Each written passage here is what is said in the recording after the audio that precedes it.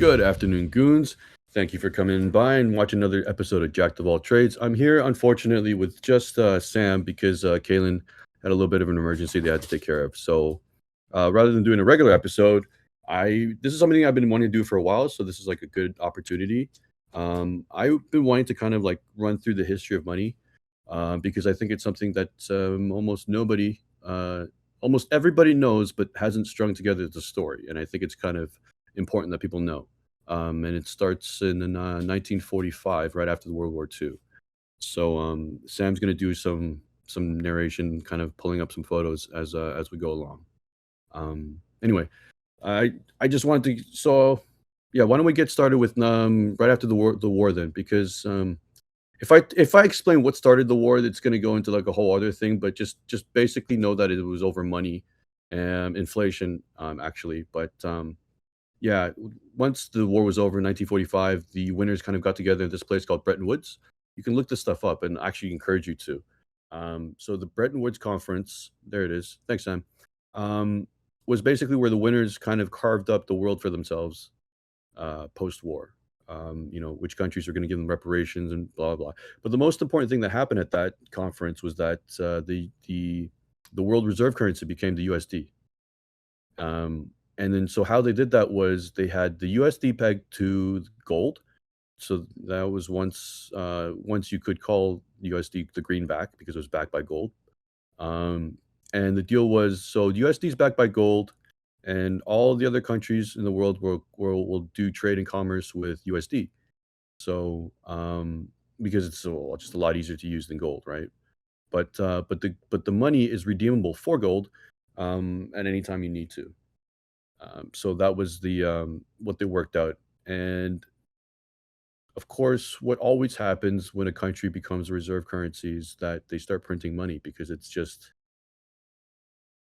too attractive to be able to have that kind of leverage and not use it, to have this lever of just kind of like making more value out of nothing. And then you don't end up holding the bag because you're a reserve currency. Everybody else is holding the bag. They lose, you don't, right? You're basically extracting value from the people that are holding your dollars, your worthless dollars. And then you get to buy first because you're the one that prints it, right? And so naturally, what happened was 1960s, the US started hitting a recession. And that's when 1971, that led to 1971, where Nixon did famously made gold illegal. Sam, you can pull that up. Thanks. So why did he do that? Why did he make gold illegal?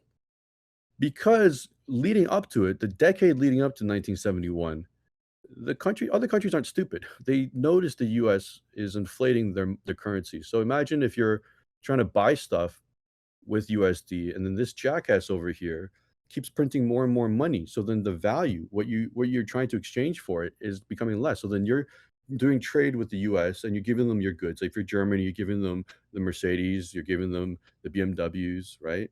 And then they're giving you back this dog shit dollars. By the time it hits your hand, it's not worth as much as anymore, right? So this isn't fair. So then the nations of the world started redeeming the USD for gold. And then so what happened was the US, they'll never admit it, but they ran out of gold. And so that's why Reagan made gold illegal. And then he made everybody kind of like bring in their gold and they'll pay you whatever X amount of dollars for its worth and whatnot. But that's what happened. Sam, if you could pull up the one to Fort Knox. So there's always that famous conspiracy theory that Fort Knox is empty. Well, there's actually a very good chance that while it's not probably not empty, it's almost a certainty that it doesn't have the inventory that they claim it does, and because it's been redeemed by foreign countries. But now, if you've ever heard that story, you kind of know why now. Um, it wasn't stolen or anything. Like literally, the U.S. just fucked the world, and the world wanted their shit back. Um, so what happened in 1971? Well, they did a very tricky thing. They stayed, they remained the world's reserve currency because they made a deal with OPEC. Um, Basically, the US will protect OPEC's oil routes and territories, and in exchange, OPEC will only accept payment for oil in USD. And then so that's what kept the USD as the world's reserve currency. So that's why if you've ever heard the term petrodollar, that was the birth of the petrodollar. And so now I hope that that helps you kind of shed some light on why the U.S. has such an interest in the Middle East. I mean, yes, it's for oil, but now you actually know specifically why for oil and in the Middle East. It's not because they want oil, it's because they want to continue being the world's reserve currency. At current time, I think, the last number I saw, they were 59%, of the world's reserve currency. This is down quite a bit, actually. I think they lost about 10% in the past decade, but they're still predominantly the world's reserve currency, and so they still have quite a bit of power, and leverage over the world. As you've seen recently with the war between Russia and Ukraine, they can just sanction a country, shut them off, and make it very hard to do business. And so that's why, like, I thought it was important to kinda, like, give this really brief history. Like, this is very abbreviated, like, the whole history is very interesting, and so what I'm hoping for is that if because I gave you these key moments in history, you would look them up yourself and kind of, like, string it together now because it's actually quite interesting. When you kind of know the history of money, you kind of understand the incentives for governments to do things, because there's a lot of stupid conspiracy theories out there. And it's made up by people who don't understand history. They've never studied it. And so, like, when they make it up, it seems like, they strung 2 things that made sense together, but it's like, if you actually know the real story, you're like, "That's just." And so you could see from this infographic here, it is a distribution of the US's military. Not sure how recent this is, 2020. Oh, it's a very recent. Okay. So if you look at the hotspots, the bases and whatnot, they have quite a bit of concentration in Kuwait, even though Kuwait and Saudi Arabia, even though technically there's nothing of interest there except the oil routes, right? They're not NATO areas and they're not really anywhere near the borders of, say, unfriendly countries. Um, but there they are. Like, look at that giant concentration. Like 750 bases, 20 of them are in those two little areas. Um, and so that kind of gives you an idea of how much the military spent, like why they spend so much on the military too, right? They kind of have to in order to secure oil trade routes.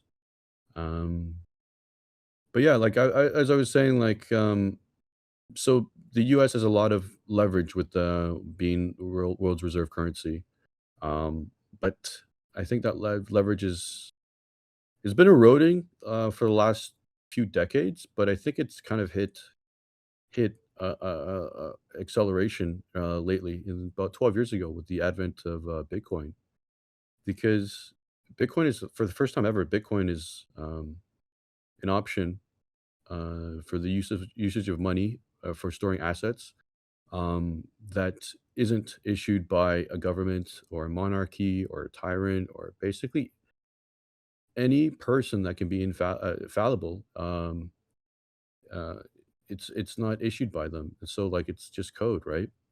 And so like what an amazing thing it is that the world has something like this. And I think the war with Ukraine and Russia right now are showing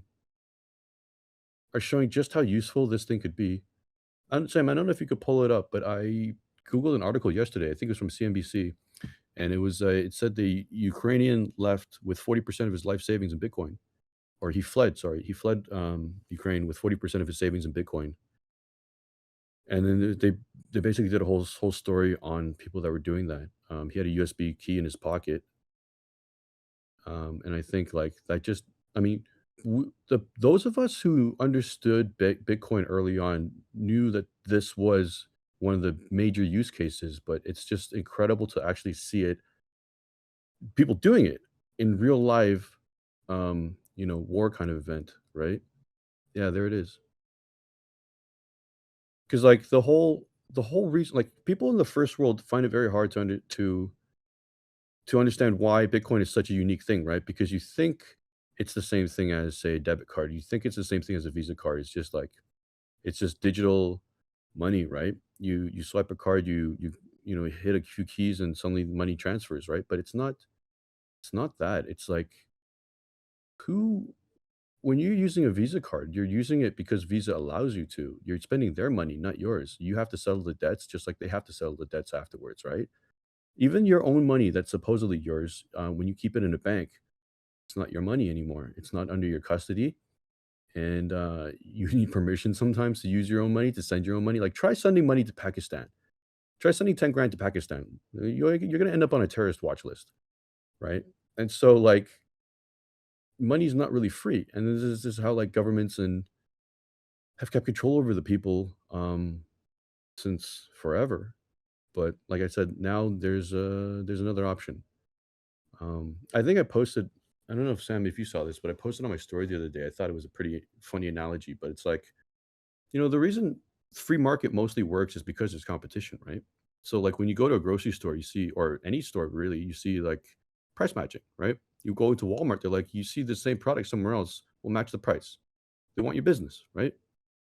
Well, now for the first time ever, money has a competition. Fiat currency has competition, right?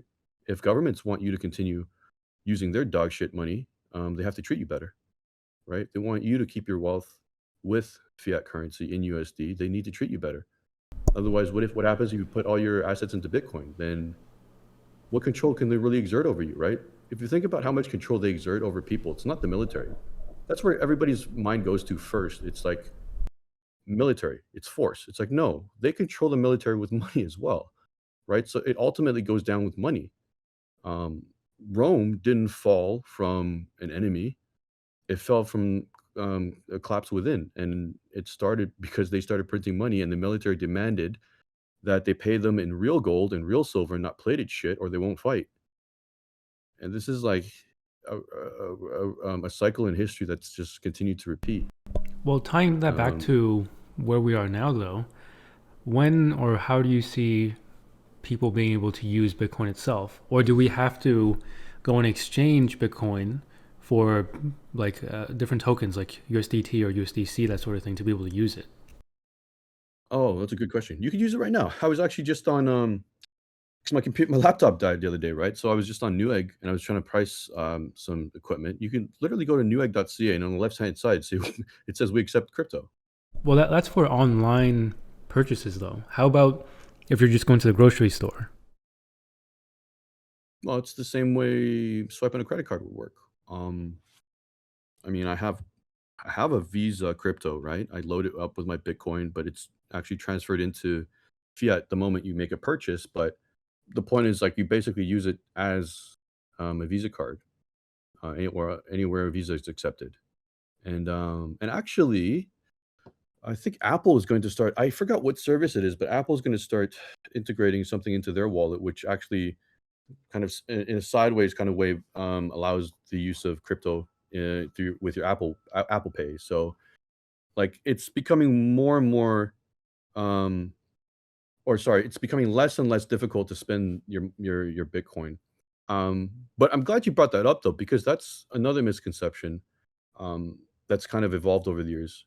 Um, I think originally when Satoshi made Bitcoin, the whole crew did, envision that it would become used as money. But I think over the last, I'd say 6, 7 years, a lot of the OGs, and I agree with this, kind of we kind of changed our stance a little bit because, um, there are better options to use as money, as for day-to-day spending, whereas Bitcoin is more of something you wanna use to store your wealth, right? You could definitely use it for high value transactions, right? So I would use it to buy a car, I would use it to buy a house, maybe some expensive art, but I certainly wouldn't use it to buy a $7 cup of latte, right? It's just an unnecessary usage of the network, right? And so that's where Lightning comes in, actually. Lightning addresses all the shortcomings of Bitcoin, right? People are always like, "Oh, Bitcoin's slow," a block gets mined every 10 minutes. So it's like, do you really want to wait 10 minutes for a transaction to be confirmed, every time you make a purchase? Well, it's like, no, I don't want to wait, but I also don't want to use it to buy coffee too. It's just stupid. Lightning, on the other hand, is what you want to use to buy coffee. It's as fast as Visa, if not faster. It's instant. It's instant. The fees are much lower than Bitcoin. Um, Maybe I'll get into how it works later on, but basically it's a layer 2. It's a second layer, protocol that works on top of Bitcoin.